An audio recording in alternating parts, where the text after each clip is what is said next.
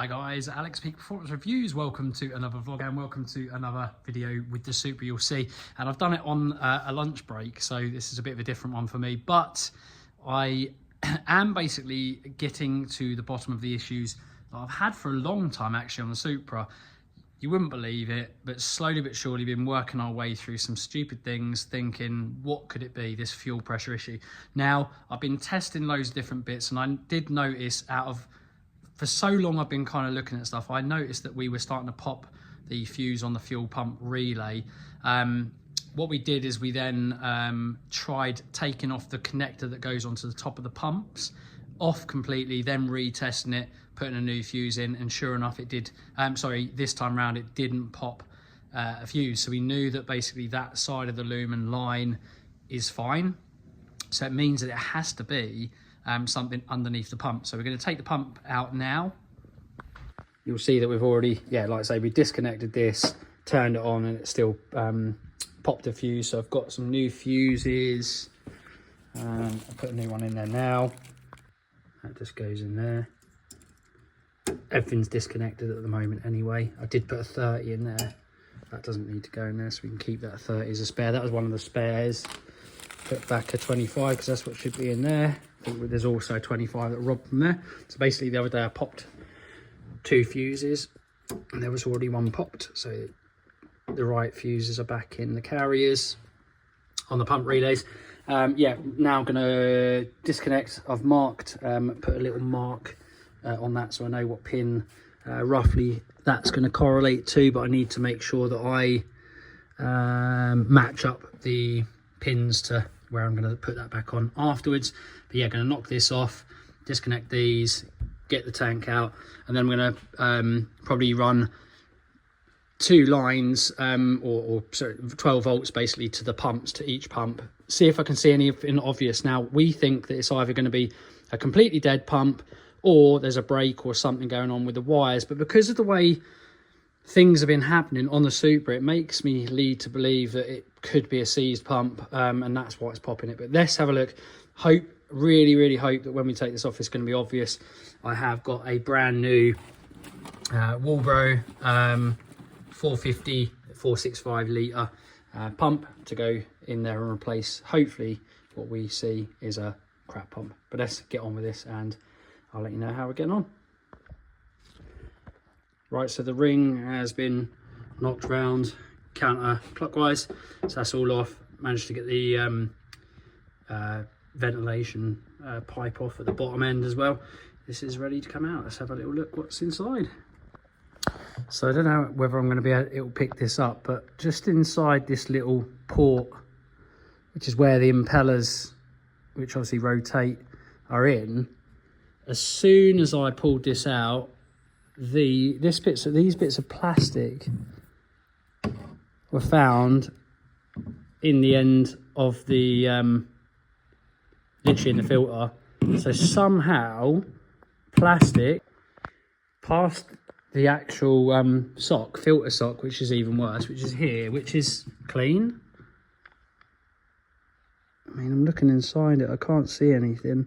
So bizarre.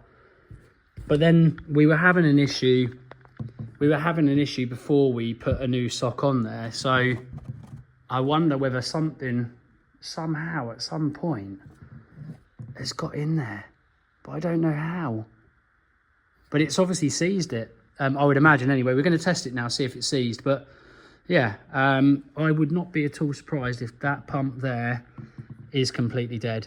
We're gonna need to check it, and the best way, unless I can do it from the pin at the top, might be able to. Looks like it's a shared line, so probably not. So what I'm probably going to do is oh, here you go, I can just pull these, sorry, get the camera on there, pull these sleeves off. No, I'm going to take them off. I mean that's not great either, not great wire in there in terms of connection. So I'm going to get these off and test the pump, get it out of the carrier, and then test the pump with the battery, with the car battery. Right, here we go. Anyway, right, so I have removed the old pump and put on a new pump. The old pump did look really seized. I've just done this up, just got to cut this down, get the new fuel sock on, brand new fuel sock, which looks slightly smaller actually on this one over the one I've got. It is a slightly different part number. I am going to double check with my tuner. He probably may need to adjust some. Right, sorry I've made this a little bit rushing because I've done it in a lunch break. Just put everything back on, just about to put the other side on the terminal for the battery. I'm going to see if it fires up and whether we see this click on. Fingers crossed for us, please. Right guys, don't want to just jinx it, but I'm just going to be saying this really encouraging. I've tried one turn and everything sounds like it primes and turns on. Slightly bigger, better version of the Walbro, so it does sound a bit different. Also, I think there's no line, probably less fuel in the lines. So I'm going to make sure there you go, that sounds better. I'm going to prime it probably 4 or 5 times to make sure I've got really nice sorry for the bad video. Let's give it a start up. Perfect.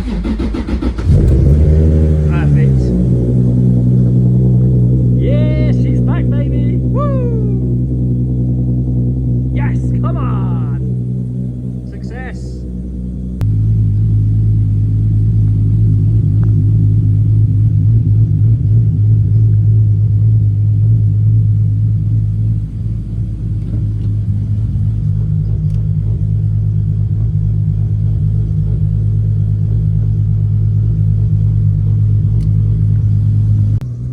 That is literally it, guys. It is a really short video, and it's crazy because I was chasing some stupid stuff, kept looking at different stuff, and it turns out that basically the fuel pump was completely seized. There was loads of horrible debris in it, and it's basically jammed it up, killed it. And I've checked so many other things, but renewed things that did need to get renewed in the process.